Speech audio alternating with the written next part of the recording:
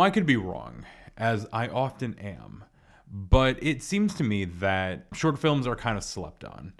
And I've been watching a lot of horror movies lately and feeling all around just a little bit disappointed with what I've been seeing.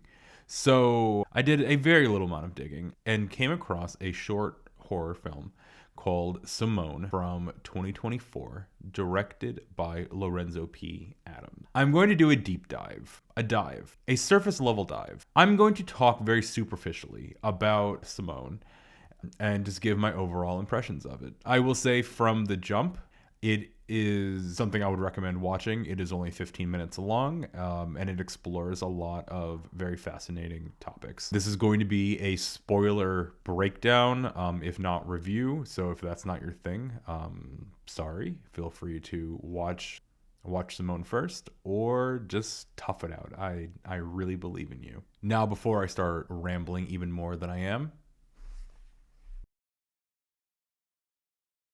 so here's the thing about me. I have been pretty historically cranky about most of the movies that I've watched recently.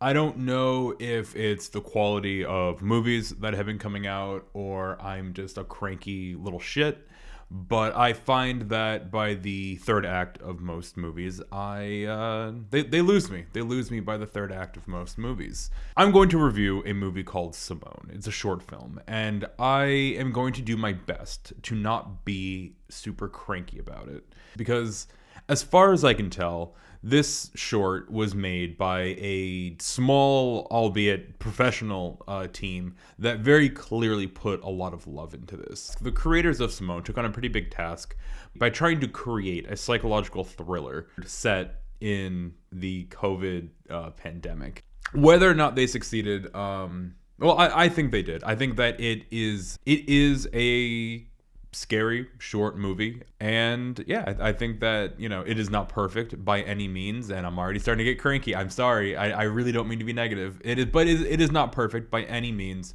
but it is competent, it is engaging, and it is only 15 minutes long, so I think that they managed to do quite a lot in the amount of time that they had.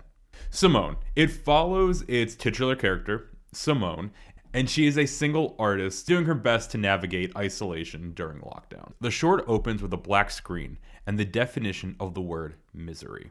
Now, generally, this is not how I personally like films to start, but also I'm one to talk because the one short film I've ever made, I did the same exact thing. I guess you could really say misery loves company. So, we first meet Simone in her shockingly nice apartment in some nondescript city. She has on the news, and through some exposition-based reporting, they are explaining how they are currently in the second national lockdown.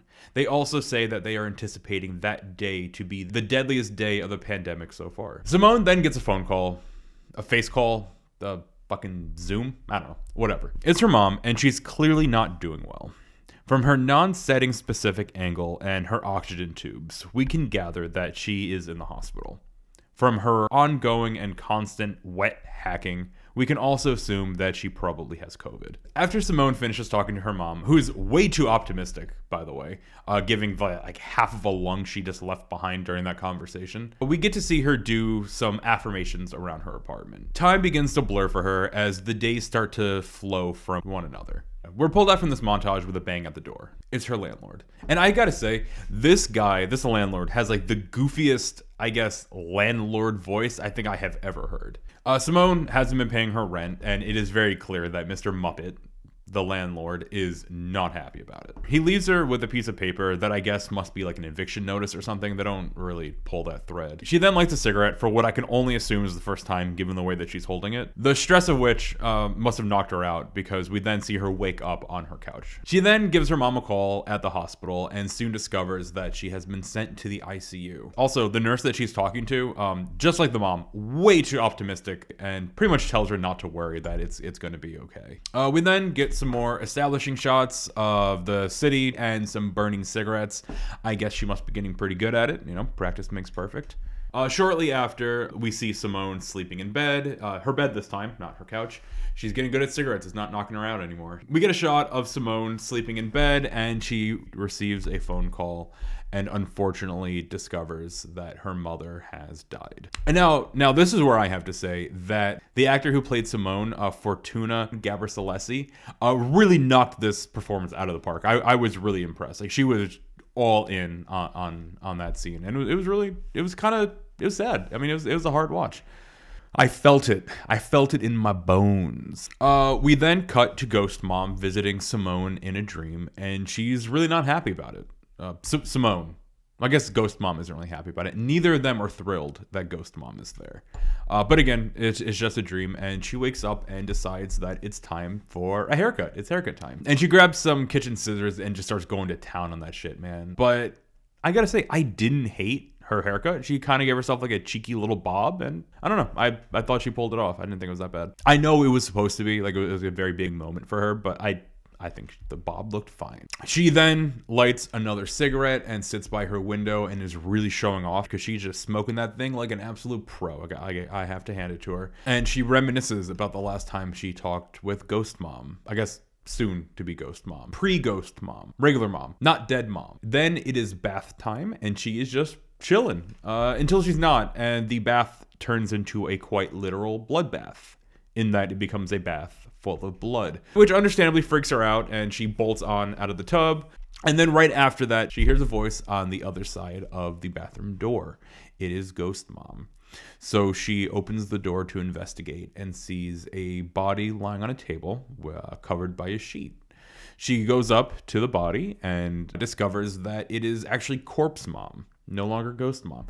And this is where I have to say that the FX team like really blew me away, because Corpse Mom looked fucking disgusting. It was so good. They earned their bread on that one. Simone, understandably freaked out about this, starts absolutely rocking out with her cock out, man. She's just rolling on the floor while her affirmation tapes play in the background. And just as she finishes vibing all over her apartment, she jumps up, and a cop suddenly appears in the doorway of her apartment, and without giving her any warning, he just shoots her.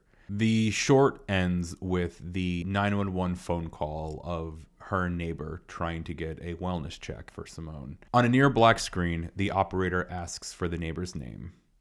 It is Miseria. Like Misery, like in the beginning of the film. They're doing a parallel here. Misery, Miseria. Both their names, though, they could have just named the neighbor Misery. I guess that would have been too on the nose. But Miseria, I mean, overall, I do think this was a good short film. I think that they definitely bit off quite a lot, and maybe more than they could chew. But, you know, they were very efficient with their time and managed to fit a lot in there in just 15 minutes.